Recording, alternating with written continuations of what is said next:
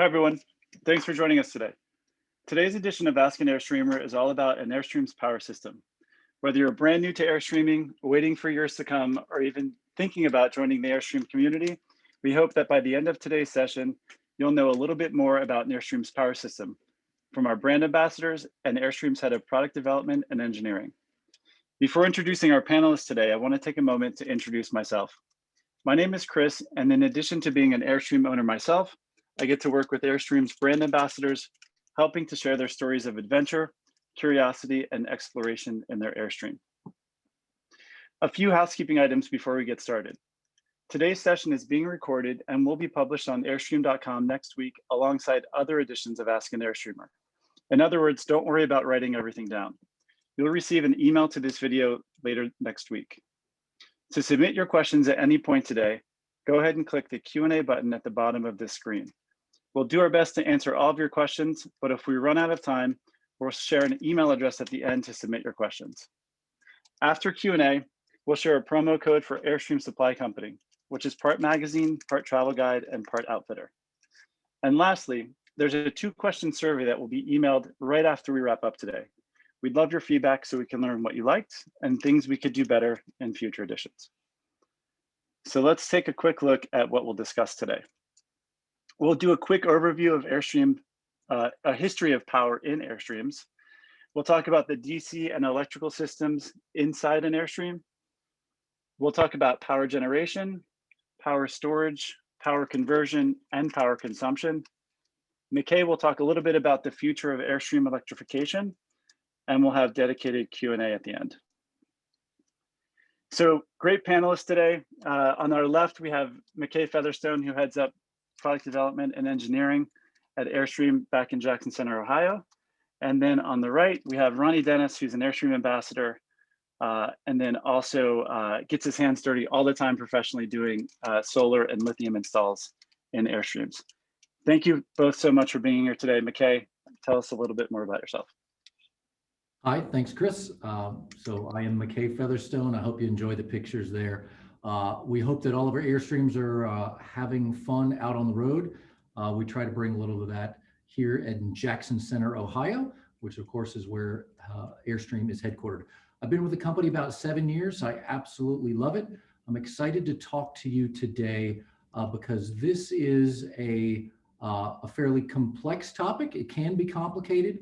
Our goal, though, is to educate you so that you can have as much freedom as possible. So we're talking about freedom. We're also talking about sustainability. As we go through in the discussion, we're trying to highlight the potential to really create a more sustainable Airstream lifestyle.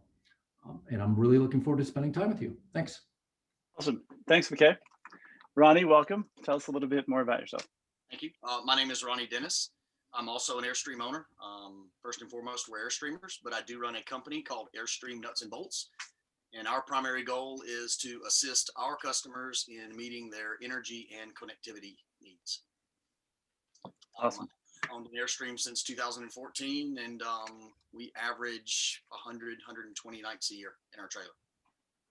This is great. We'll have the kind of the technical Jackson Center perspective, and then Ronnie's perspective out in the field. So it should be a good discussion today. When we talk about power, just a quick snapshot of how we got here. Airstream in some form or fashion has been trying to figure out how to get electricity into Airstreams for about 70 years now. 1951, Wally Byam, the founder of the company, led the first caravan to Mexico and Central America.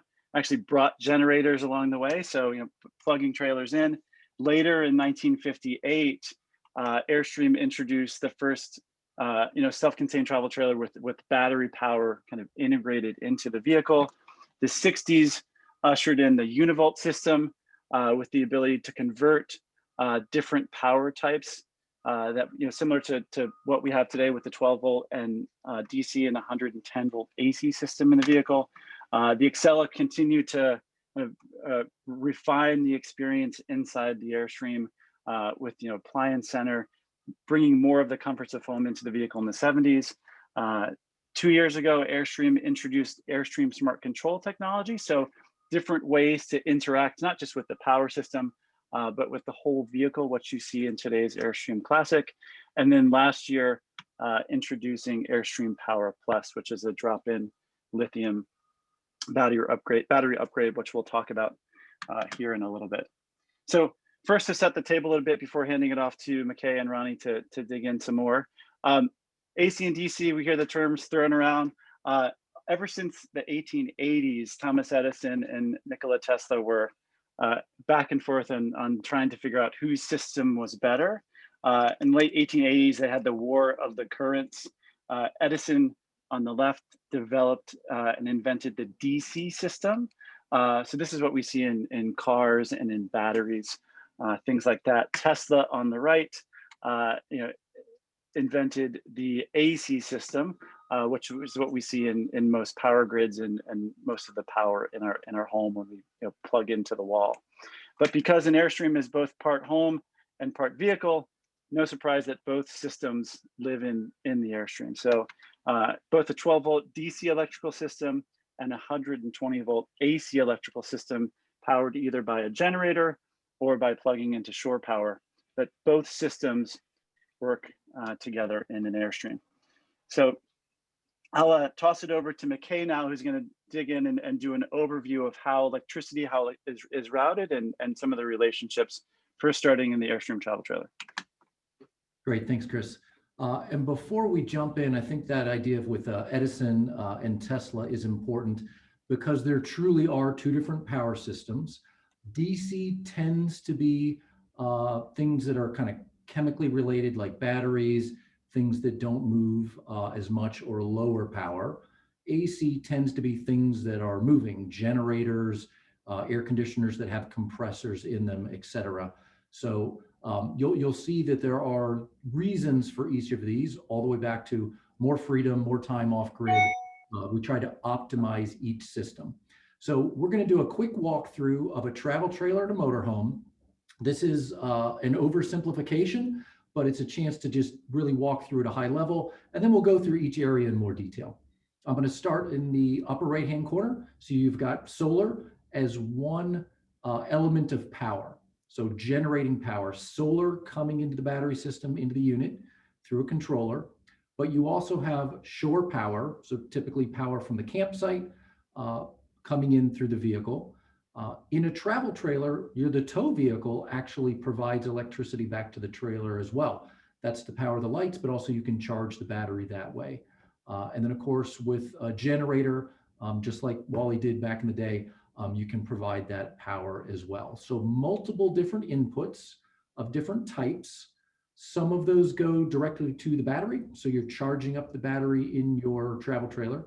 Some go to what we call a distribution panel. So they're gonna, just like your house, they're gonna get the right power to the right device or appliance in your house. But if you look there kind of right at the bottom, that inverter, one thing we're gonna talk about is converting power. So that's one of the cool things about an Airstream and RVs is that because they have these two different systems, you can actually convert power back and forth. You can go from AC to DC and from DC back to AC. But once you're at that distribution panel, now basically all of that power is going to go to the things that use it, the things that consume it. And just like we've said, there are certain things that use DC power, like a light bulb, and there are certain things that take an AC load, like a blender, a higher power requirement. And those are actually two completely different wiring networks, fusing networks, because it is two completely different types of power. So that's an overview of a travel trailer.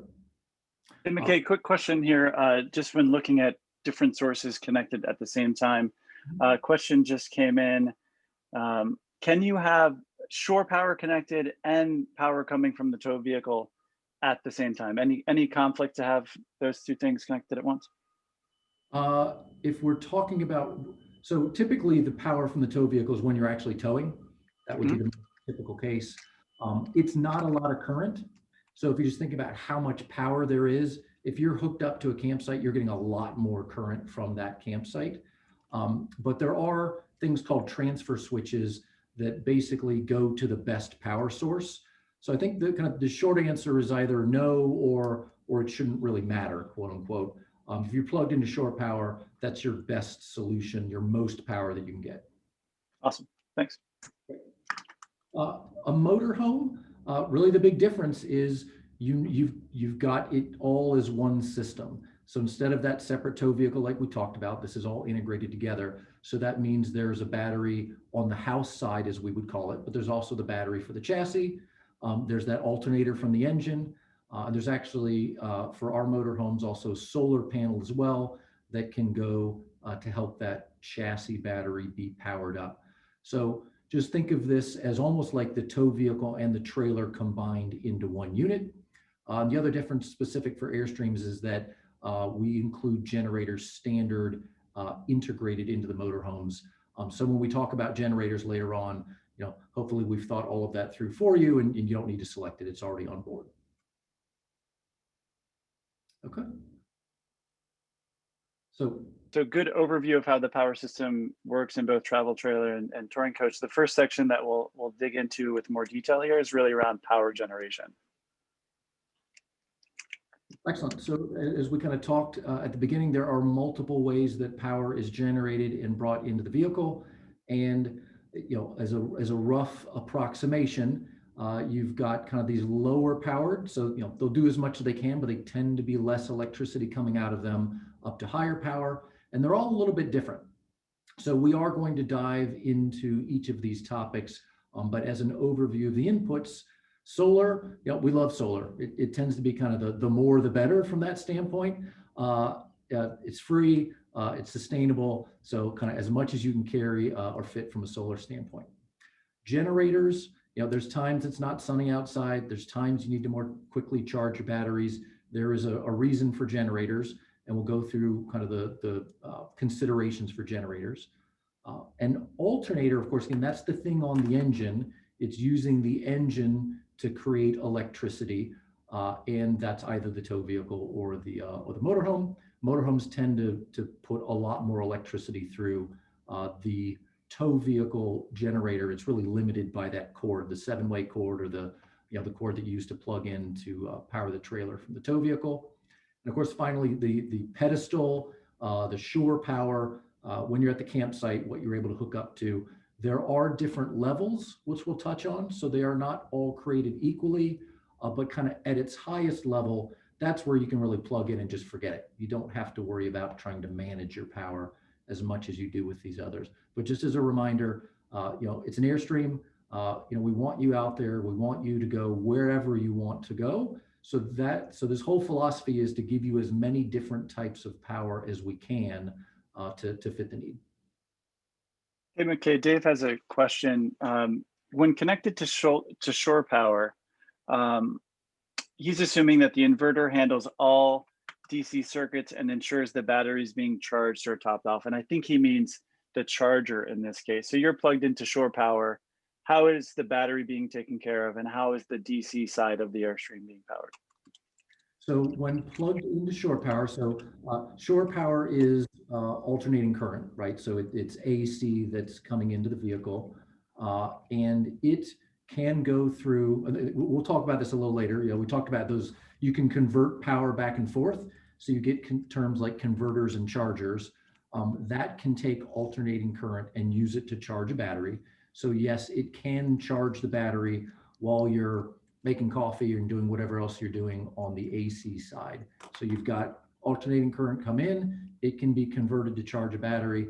At the same time, it can power those loads that are alternating current and DC all at the same time. For the most part, we'd love it if our customers didn't have to worry about what's DC or what's AC in the vehicle.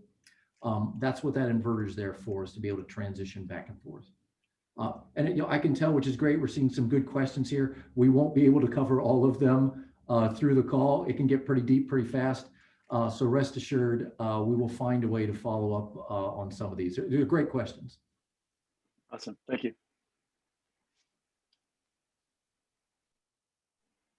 And this next one, McKay, is just an overview of solar panels. Yeah, exactly. So again, power generation, we're talking about solar. In its simplest form, it's taking energy from the sun. So photons and through some chemistry, turning them into electrons. So you get the idea. It's in some ways similar to a battery that we'll see later on, where there's different materials and electrodes, and they're generating current that flow out of the panel. They're showing a light bulb here, but as you'll see in a second, it's really, that electricity can be used to charge up your battery. There are different types of panels. We won't get into that level of detail here. Fundamentally, they all tend to work the same way.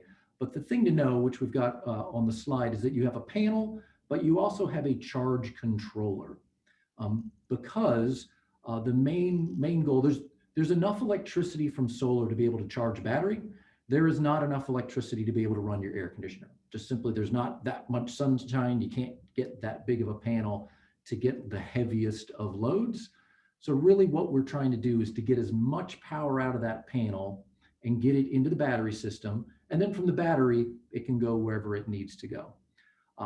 With solar though, you are going to, again, try to harvest, try to maximize that power, because you might be parked underneath a tree with shading. It might be the winter with a low angle of sun, maybe a cloudy day outside. In the real world, the amount of solar you're going to get is obviously not the maximum you might see when you look at those ratings. We'll talk a little bit more about that later on, but that's the job of that charge controller, is to make sure that we're getting as much as we possibly can.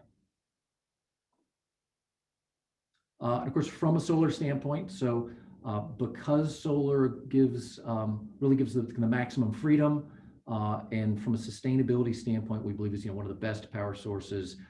We actually track how much do we ship, but of course, in the world of solar, there's solar that comes from the factory. You can see right here downstairs, those panels being put on from the factory, or from the dealer, or from experts like Ronnie that can upfit a unit with solar on it. But we're pretty proud that we'll be hopefully soon at 1 million watts of power that we're putting out, that lets Airstreams be powered by sunshine. And then thinking about how did that might relate to a specific unit. We've been on a journey, and in fact, to quote our founder, Wally Byam, one of his sayings was, "Let's make no changes, only improvements."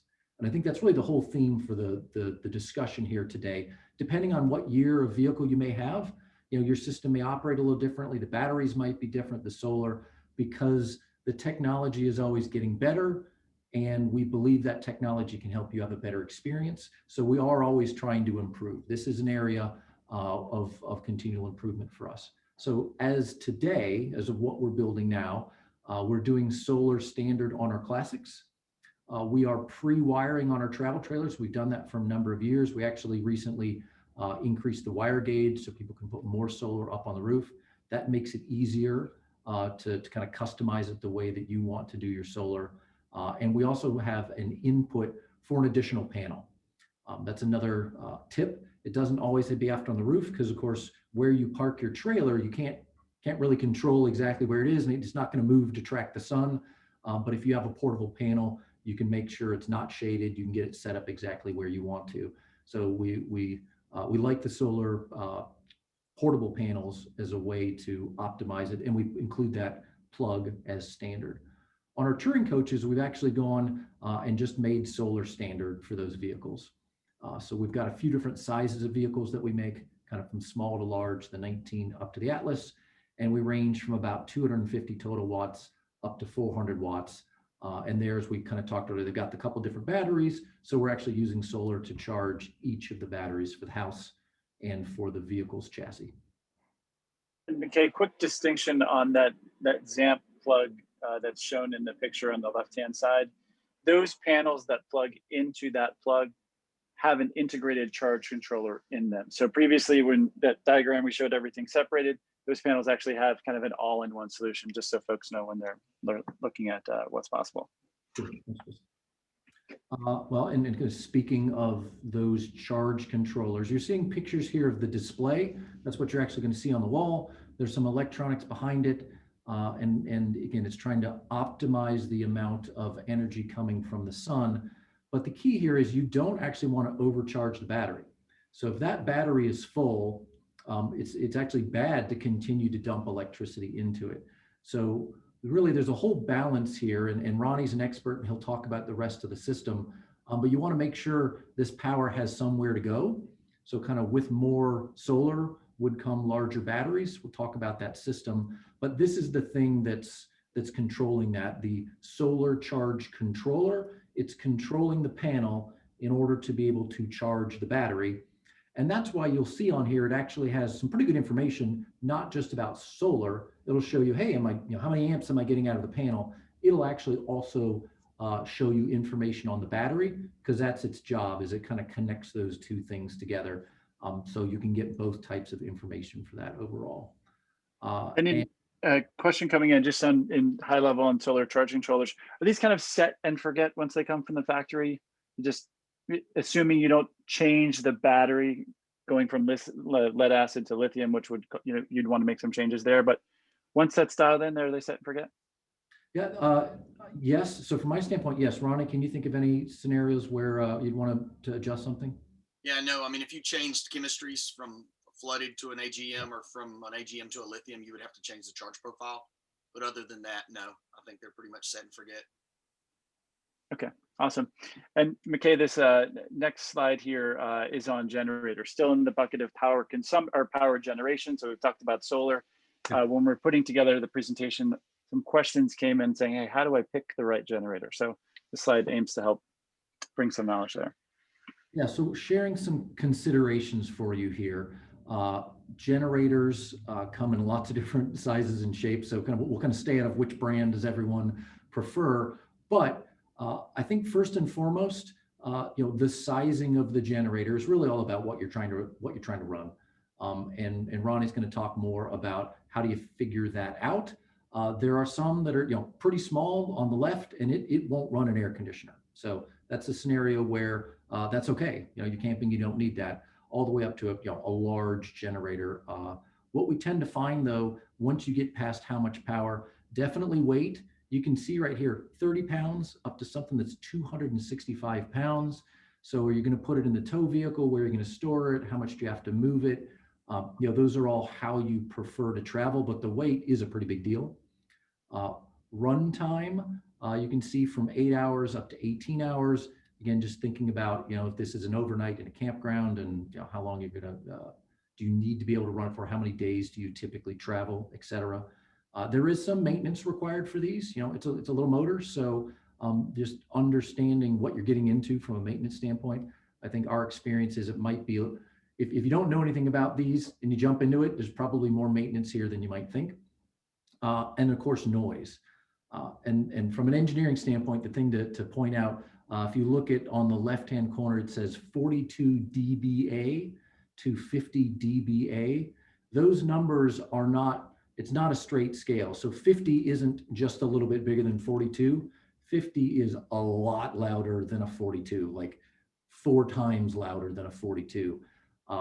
So lower is better, right? From a quieter standpoint, and pay attention to that number. But yeah, you're going to want to check and check some reviews and really look at that, because if you're getting up into the 50s, that is a pretty noisy piece of equipment.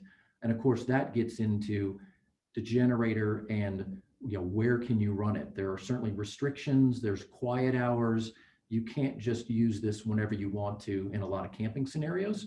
So when you're thinking about the right one, you need to think about those questions of, can I run it all night, or do I need something where I can just turn it on, charge my batteries up, and then I'll be good overnight with it shut off. Those are the considerations that we hear from customers. And then I think lastly on these power inputs is that shore power, that power pedestal, and there are a few different things here as well. So you've got typically customers going to see a 30 amp or a 50 amp at a campsite. Of course, there's also just your house. And your house, typically you can see here on the charts, 15 amp. People talk about it 15 to 20. And obviously the bigger number, you're going to get more power.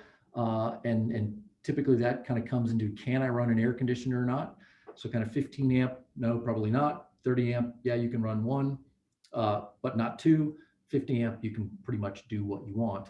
But unfortunately, there's a lot of adapting required there, right? You've got all these different pedestals and different power mounts all plugging into the trailer. But the good news is these are pretty readily available adapters. So you can make sure wherever you go, you're going to be able to hook up to it and get the most power that's available through that pedestal. But over on the right, you see surge protectors. Their campground infrastructure has been around for a long time. Good news is it's kind of booming and there's a lot of investment going in there. But as I'm sure most of you know, any given campground, every given day, you may have an issue with that power pedestal. And so it find that a lot of our customers use those surge protectors as a way to protect the vehicle from something that's wrong on the campground side of things. Okay, a couple of questions before we move on from the power generation side. Do you know what your Airstream started pre-wiring solar in the vehicles? And of course, we'll follow up with a specific number.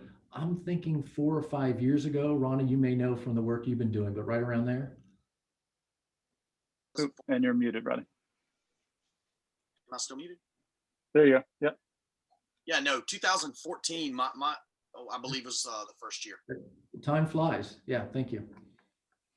Awesome. So lots of good conversation and knowledge on how to generate power, but what do you do with it when you have it? So this next section is all around power storage, and Ronnie's going to walk us through that. Sure. So as McKay did, we generate all this power. We're going to start with DC power and batteries. And what do we do with the energy that we collect from the solar panels and bring it in? First off, let's just say that a battery is nothing more than a storage container. It's a container that allows a chemical reaction to happen where it can release energy. Second, batteries are sized by amp hours. You'll see when you commercially buy a battery, it's, Battle-Born battery, 100 amp hour battery. Amp hours are great and good, and they're the way they market and sell them.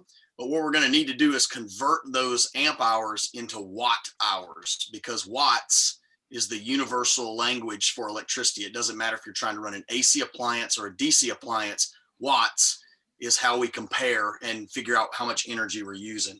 So a battery allows electrons to flow from one side of the battery through an external circuit to the other side of the battery, and that creates work. So we're able to do that. There's several different chemistries. You have lead acid batteries, which are the older technology. There was AGM, which is glass matte batteries. They were a little more stable, a little more durable, had a little more lifespan to them. And now the newest technology and what everybody's headed toward is lithium. Lithium iron phosphate is the primary one we use. And their lifespan, energy density, and those type things are the reason they're becoming more and more popular.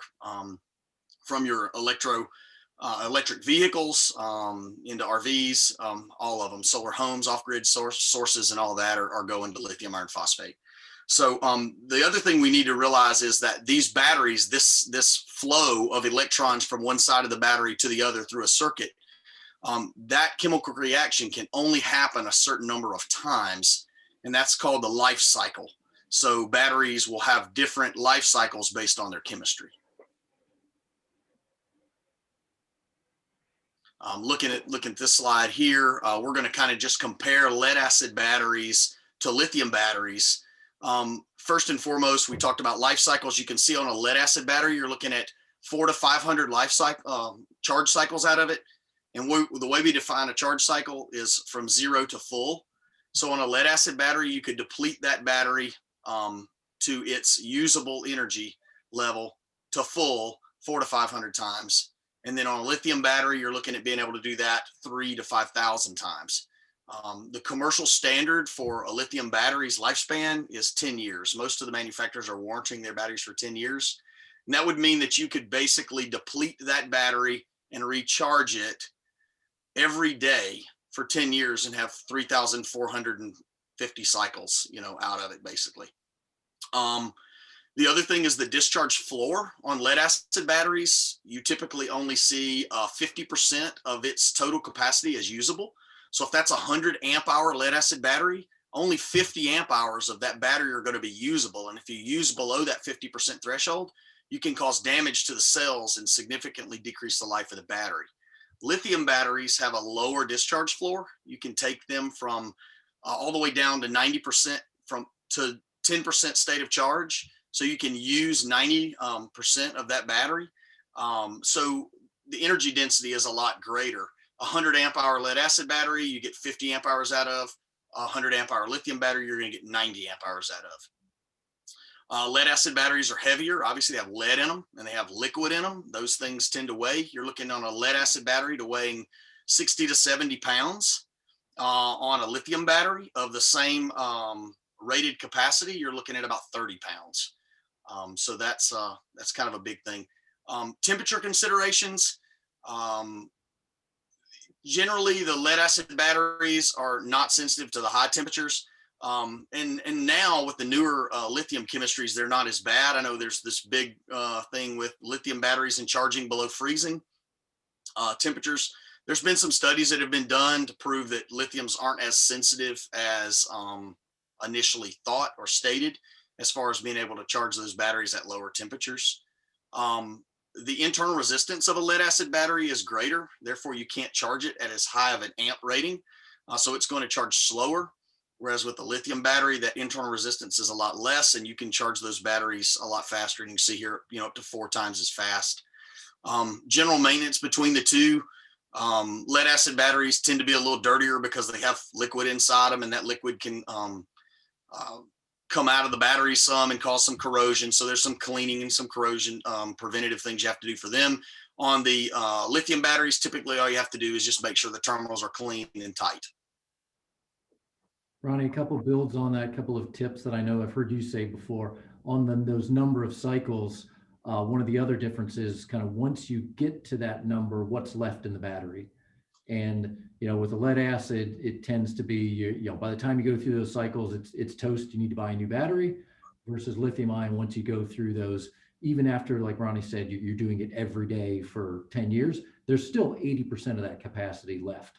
So right. You've got a usable battery. So they're spec'd out differently, and lithium is, still has useful life in it. And also from a temperature standpoint, you mentioned the temperature there as well. So that's where people usually start talking about battery heaters. That's a thing in lithium ion where there's technology to keep those batteries warm in cold conditions and help offset that. So we find that's a pretty key consideration is there a battery heater or not? Right. All right. Looking at lead acid batteries and how much energy or power they have inside them. You'll see on the right-hand side of the chart there's a voltage chart, and it shows percents of charge remaining on the batteries. And then the way you would monitor that in a travel trailer setting would be through the sea level tank monitor system. There's a battery button. You press that button and it would display, as you can see in the picture here, 12.5 volts. So if we wanted to look at that, you could use the chart on the side and see 12.5 volts, come over here on the right and see that battery would have an 80% state of charge. On the classics and the interstates that use the C-zone system, it's a little bit different. You got a little different type fuel gauge there that kind of gives you the battery percentage. And then of course with the classics, you have the Airstream Smart app, which you can also monitor the battery levels from your phone.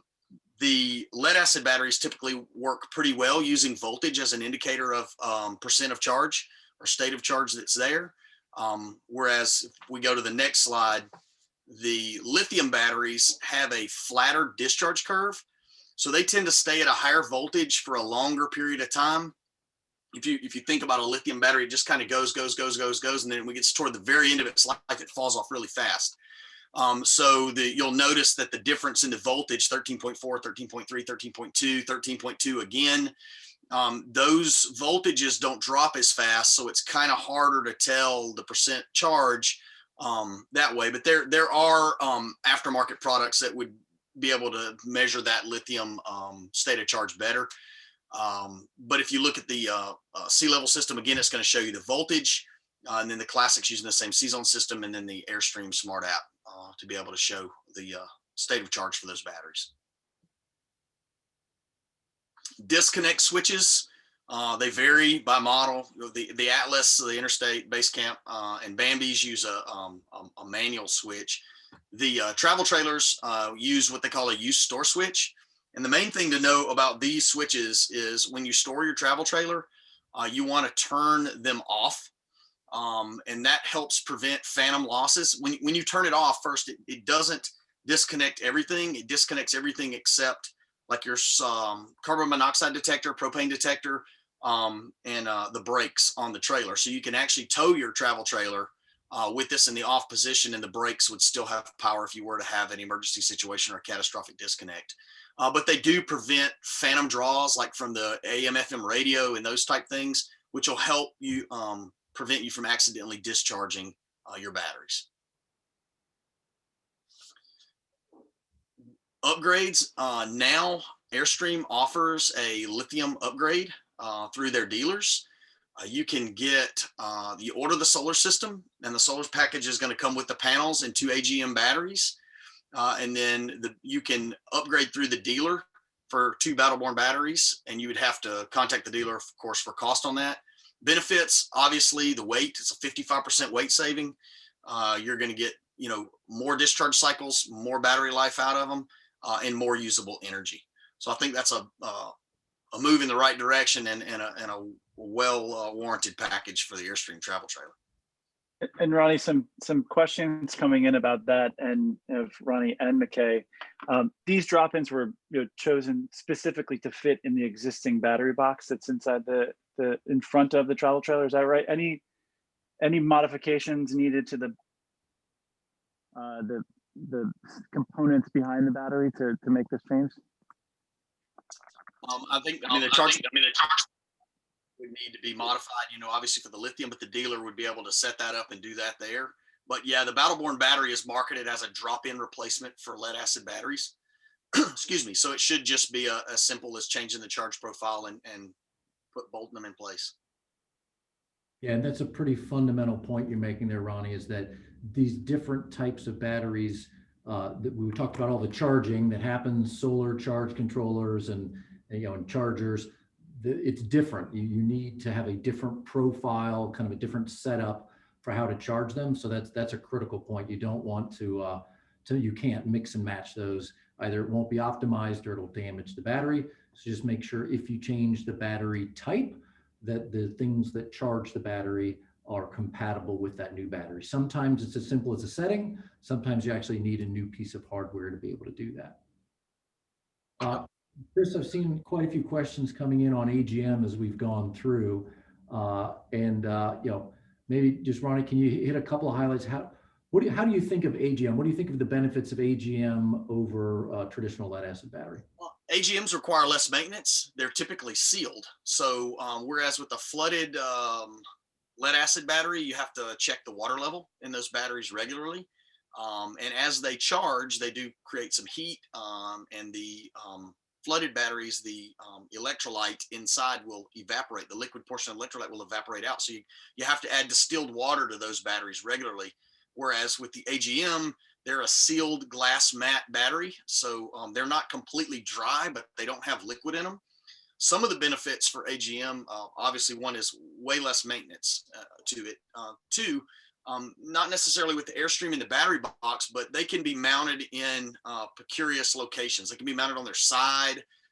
They can be mounted in different ways, whereas with a flooded battery, they have to be upright in a certain position to keep from spilling out. That's a good point. And from Airstream, kind of from a factory standpoint, of course, in the battery world, there's different group sizes. So you'll hear numbers, a group number battery. We tend to spec those out a little bit bigger. So for us, we would pair, if you're getting solar from the factory, we might pair that with an AGM battery because of those benefits, and it tends to hold a little bit more, or it'll hold more amp hours. Back to that idea, if you put more solar on the roof, you need somewhere to store all that power. So that's how we pair them up. It definitely offsets some of the negatives of a lead acid battery, but you're not going to get anywhere close to the number of cycles. You still don't have the same usable capacity that you do. Therefore, I tend to think it's much more similar to, basically a variant of a lead acid battery versus lithium ion is really a different animal. how to generate power, all the ways you can do that. Once you have that power, how can you store it? So just the battery section that we had here. And then now that you have it, how can you convert it and make it usable to different types of systems in the Airstream? So Ronnie, tell us about converters, chargers, and inverters. Right. So McKay had mentioned earlier that there are two types of electricity that live within an Airstream, AC and DC. And being that it's a vehicle and a house, both of those are required. And you can convert that energy from one to the other. So AC can be converted to DC, which we do with a charger converter. And the way that works is when you're plugged into shore power, you're at the campground and you're plugged into shore power, AC current is coming into your travel trailer and it goes to the AC distribution, AC DC distribution panel. And then this charger converter can take that AC current and turn it into 12 volt DC current. And what that does is it will run your lights, support your 12 volt loads, and charge your batteries while you are on AC current. Also, if you're using a generator produces AC current. You would be able to hook a generator to your Airstream and then be able to charge the batteries through the charger converter that's built into the travel trailer. So that's how you would convert AC to DC. And then if you want to make a smoothie with a blender or watch TV or charge your laptop through a regular household plug, that's when we're using inverters, and they would take the battery, the DC power stored inside the battery, and convert that to AC current and allow you to be able to power outlets inside the Airstream, specific outlets inside the Airstream with AC current when you're not connected to shore power. I think is it the next slide that shows us? Yeah, if you go to the next slide there, you'll see those outlets in the Airstream that have inverter connectivity or inverter power ability will have a blue sticker on them. And then the way you would use the inverter, there's a remote that's usually mounted over on the kitchen counter area in most travel trailers, and it's got an on-off button. You would simply press that button to turn the inverter on when you needed to convert DC power to AC power. But you wouldn't necessarily want to leave that on all the time. So when you were done with whatever AC task you were wanting to do, done watching TV, done making a smoothie or whatever, you would want to cut that inverter off because they do have a certain amount of DC power draw just sitting in standby mode. Airstreams come factory standard, except for the Bambis and the base camps, with 1,000 watt pure sine wave inverter. The pure sine wave aspect of the inverter is very important because it produces a pure waveform that is safe for all the sensitive electronics. So you can charge your phone, you can charge your laptop, you can charge all of those things with a pure sine wave inverter. Pure sine wave inverters cost more because they're more release more regulated power. You can get a modified sine wave form, but those would not be safe for most electronics. So it's a good thing that Airstream puts pure sine wave inverters in there, and you're safe to charge all of your sensitive electronics with that. We talked a little bit earlier too about wattage.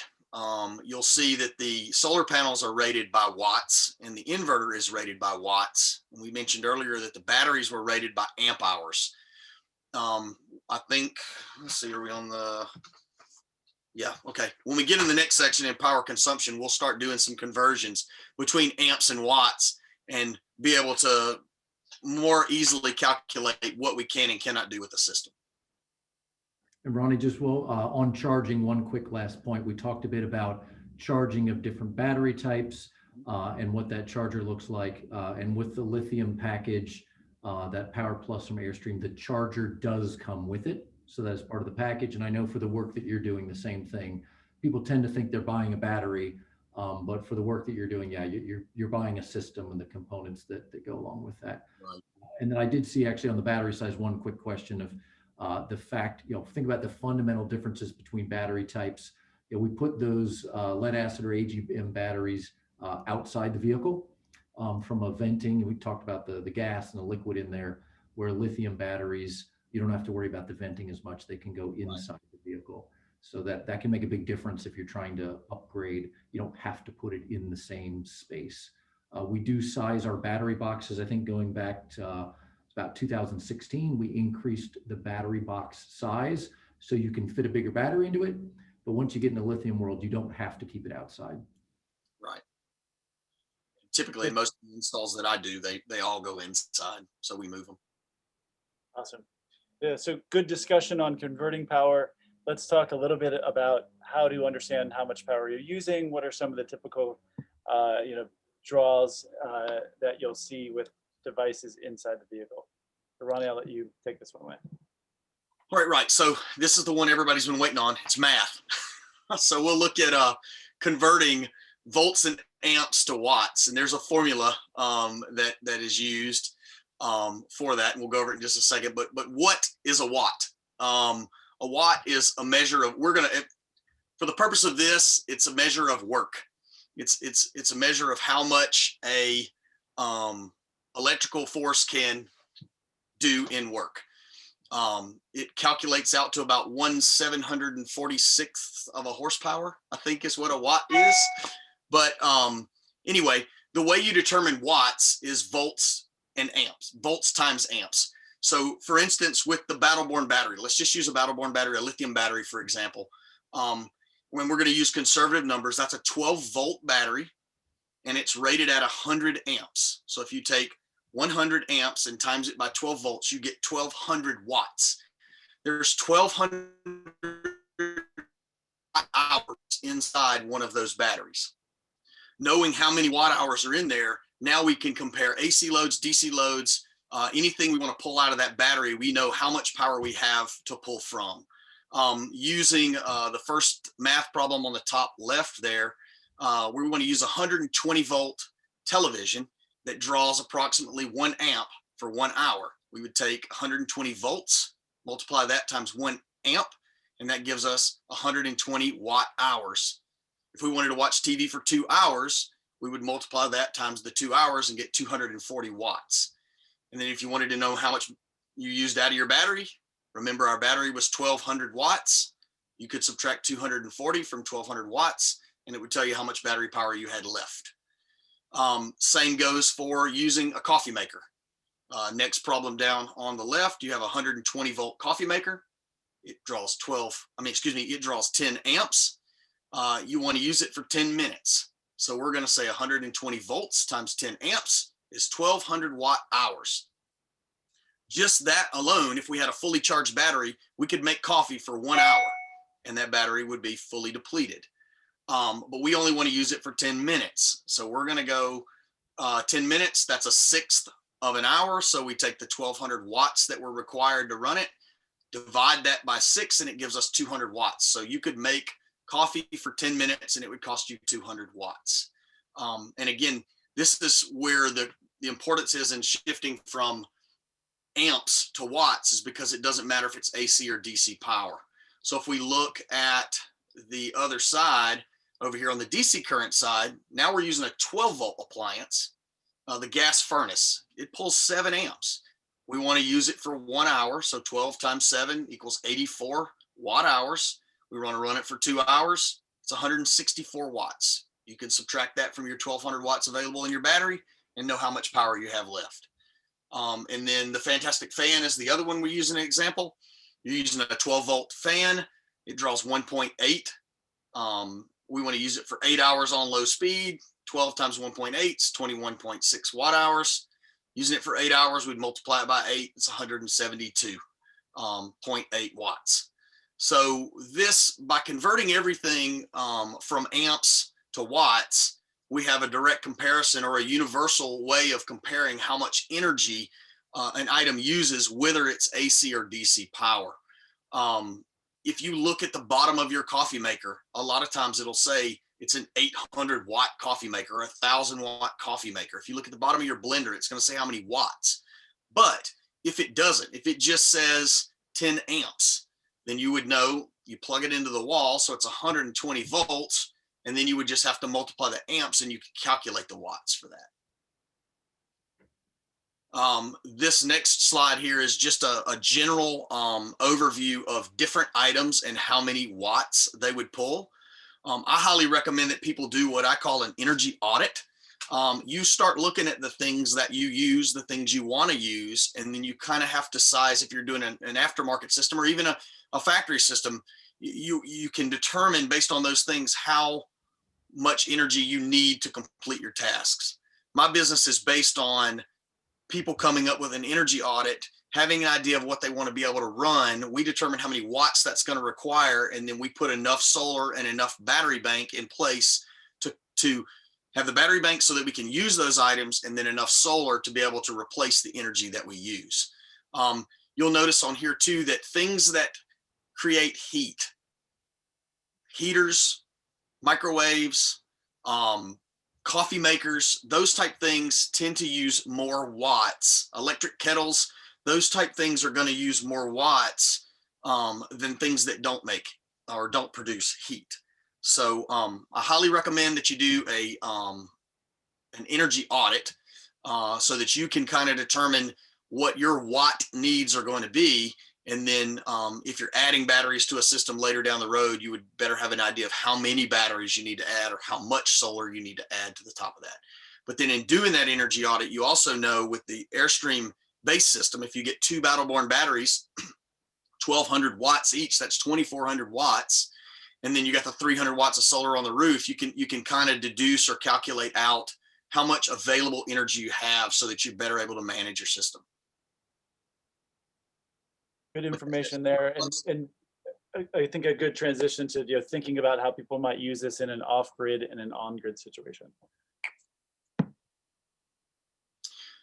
Yeah, McKay, are you got anything to add here? But I mean, off-grid type situations obviously is where you're going to use DC current, because if you're off the grid, you don't have access to AC current. So this is where the inverter comes in, and any AC appliances that you have to run, you're going to have to be able to run those off the inverter. Solar in the off-grid situation is your primary charging source, or I would consider it your primary charging source. Again, you do have a generator as a backup option. If you're in an off-grid situation and you wanted to run your air conditioner, if your system is not just absolutely huge, you're going to have be able to have a generator to be able to run those things, because those larger AC appliances, the battery and the inverter aren't going to be able to support those loads. In an on-grid situation, it's pretty much use it as it is. I think, if you're plugged into if you're a 30 amp trailer and you're plugged into 30 amp, or you're a 50 amp trailer and you're plugged into 50 amp, I mean, you use things in your trailer just like you would in your home. There's really no throttle there that I can think of. And Ronnie, my only builds there on that on-grid, there are times if you turn everything on, you're running the coffee machine and the hair dryer and everything's running, you can pull more power than that pedestal will allow, or that we would want you to allow to be safe. So breakers can flip, can be similar to your house. That's really the only consideration there on grid. And then off grid, just to call it out with those last charts, that energy audit is helpful both to kind of size a system, but just also for awareness. I mean, that coffee maker is using 100 times more power than it takes to charge your phone. That's good information to know as you're thinking about how long can I stay off grid. You'll be aware of you're kind of spending the energy. Hopefully everyone still has a cup of coffee in the morning. It's a wise way of spending the energy, but at least you've got the information you need. Sure. And on the solar side, and trying to understand how much energy is potentially coming in, how many hours of daylight should folks plan for that input? You want to take that, McKay, or you want me to do it? Yeah, we talked earlier.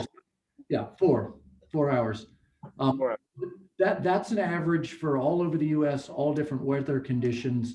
If it's winter out, the sun is lower, so you're just going to get less during winter months than summer months. Obviously, people are going to know if it's cloudy outside or not.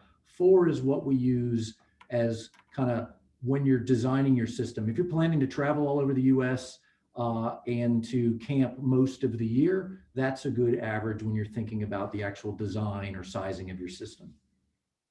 And that translates 4 hours at 100 watts. That's 400 watts of replacement, for that 4 hour period. So, and that would be at peak.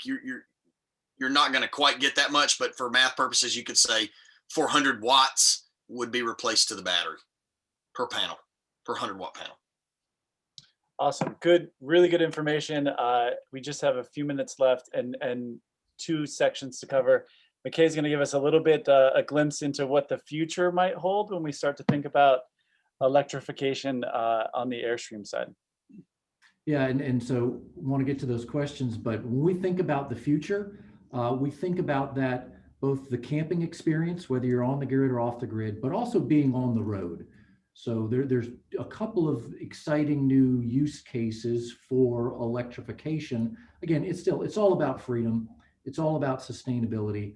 But with these larger battery systems coming out of automotive, they've got enough power where basically you don't have to manage everything we just talked about, all that math and the audit, worrying about what you can use and not use. You get to a certain battery scale and you don't have to go through all of that. So we love that technology as continual improvement, higher voltages, higher battery power. They are expensive today, but those costs will come down over time. So we're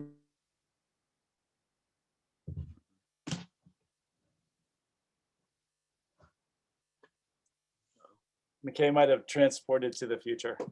With that, we'll let the feed catch up there. Ronnie, some questions just coming in here around battery storage. What should folks consider? Maybe give an example both for AGM and lithium. What should they do if they're not going to be in their vehicle for a long time? Should they take them out, or should they plug them in? What's some things that folks should consider? Lithium battery recommendations tend to be to leave the battery in at least a 70% state of charge. And it is perfectly fine to just turn the batteries off, and they can be stored for years in that state, as long as you don't leave them in a completely depleted state. If you leave them at least 70% charge, you can disconnect the load from them. So you could disconnect in long-term storage, you could disconnect your negative battery terminal, or if you had a main disconnect switch, you could disconnect the batteries and they would be perfectly fine to sit for several years that way. AGMs, not so much. They do lose a certain amount of power per month. That will initially be pretty high. You may lose 30% of the stored energy the first month, and then it will go down. But the problem is those AGM batteries will continue to bleed power down to a point that they get below their 50% state of charge. If it stays in that state for a period of time, you can damage the battery. Good info there. And then one more build, and then I'll toss it back to McKay. When should folks, we had that screen earlier of all the disconnect types, all the ways to kind of disconnect the batteries from the trailer. When should people use that? What are the use cases for that switch? When they're going to be away from the trailer for an extended period of time. I wouldn't necessarily think if you were camping and you were leaving for the day to go for a hike and come back that you would need to do that. But if you were putting your trailer in storage, parking it in the storage lot, or you were parking it at your home and you weren't going to be using it for, several days, a month at a time, using that store use switch would be a good idea at that point to do it. Something I failed to mention earlier too with that switch is Airstream wires the solar directly to the batteries. So even when that switch is disconnected, we don't have to worry about the solar not charging. It will charge even with the battery switch in the disconnect position. Yeah, I tend to think of it almost as a standby button. So it is not truly disconnecting the battery, because we want to be able to charge the battery. We want to keep some critical systems that Ronnie mentioned up and running. But yeah, if you're going to store it for a long time, you definitely want to push the button so that your batteries will stay healthy. Awesome. McKay, we're just about at the top of the hour. You dropped out there a little bit just talking about the future. So I'll give you 30 seconds to round us out on the kind of the future looking state of electrification in Airstreams. Yeah, I think the only quick other story is, of course, about towing and electrification of tow vehicles. A lot of exciting vehicles coming. Of course, the Tesla Model X has been with us for a number of years, but hopefully everyone's seeing all the exciting vehicles that are coming. So we believe it's our responsibility to make sure that as the tow vehicle fleet changes, our customers can still go out and travel and take the trips that they want to be able to take. That's a very different challenge for us. That's about aerodynamics and weight and recuperating some of that energy and sharing it with the tow vehicle. Because the key insight is a battery, just even an advanced lithium ion battery, can't hold as much energy as a fossil fuel. It's just night and day difference. So everything has to be more efficient. Everything has to be better. And that's okay. But that's a big focus for us. We want to make sure as the tow vehicles change, that you still have the same ability to travel in comfort and freedom like you do today. Awesome. Ronnie, McKay, thank you both very much for the time today. I know that there are about 140 or so unanswered questions that we just didn't have time to get to. I would encourage folks who we didn't have a chance to answer their question to send us an email to hello@airstream.com. That's HELLO@airstream.com. I want to thank everyone for spending part of their day with us. And please take a moment to give us some feedback in the email survey that you'll receive later today. Thanks, everyone.